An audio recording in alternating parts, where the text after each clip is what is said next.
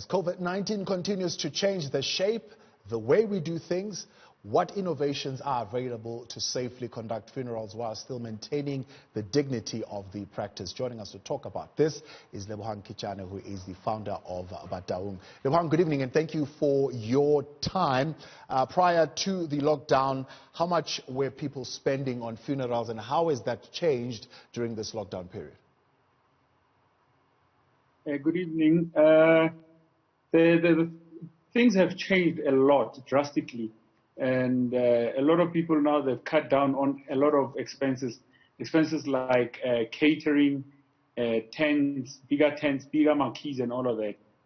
But with coffins and tombstones, they still spend sizable amounts of money. And how has this impacted on how they pay their respects to those who are close to them? I mean, does that in any way make the occasion less dignified?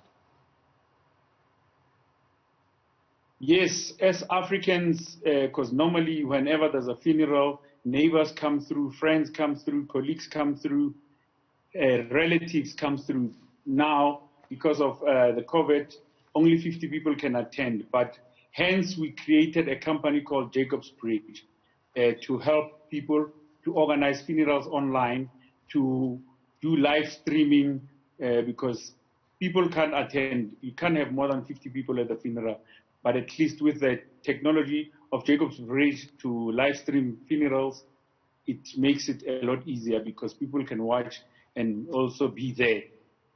But then how do you make that decision on who is going to be a part of that online funeral?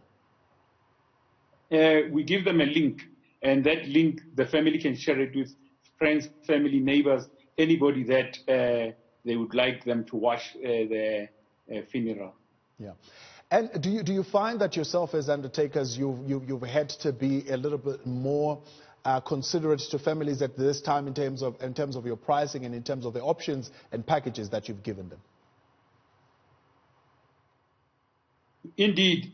What happens is Jacob's Bridge tries to give people better rates, better savers, and better coffins.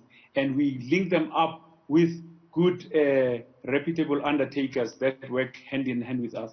We also link them up with tombstone companies that work hand in hand with us, caterers, florists, and if somebody passes on from far, we've got a repatriation service also to make sure that the deceased arrive well taken care of and embalmed and properly handled.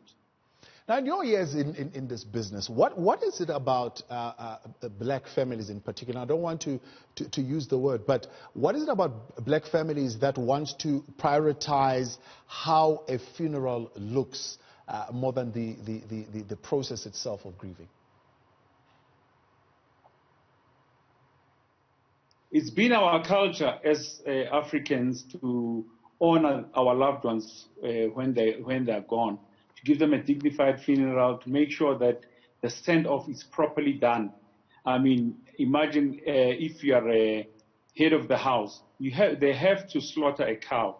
They have to do certain rituals to make sure that it's done properly. Now, unfortunately, we cannot westernize things.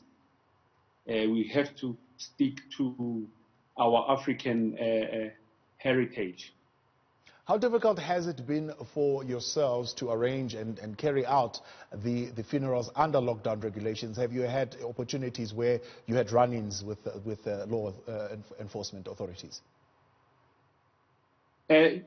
Definitely, there are a lot of problems happening because the undertakers must have a proper PPE, and there should be only 50 people at the cemetery. They have to wear masks, they have to sanitize, and they have to make sure that everything goes well, and they must make sure that everybody is safe.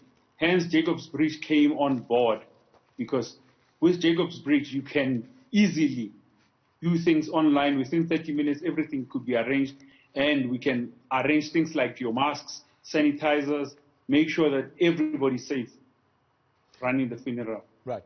Going forward, do you see yourself leaning more towards technology in how you're going to conduct funerals?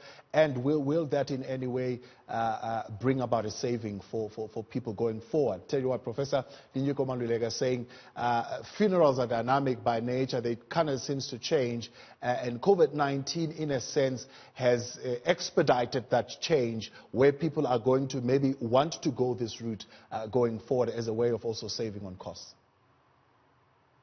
Yes, we have to change. We have to go with the times, the fourth industrial revolution. We have to do things, use technology, because people want to rather focus on the most important thing, which is mourning and focusing on other things, while Jacob's Bridge can arrange everything that you need, everything and anything that you desire. Will make sure that you get it. Technology is the future. We can't run away from it.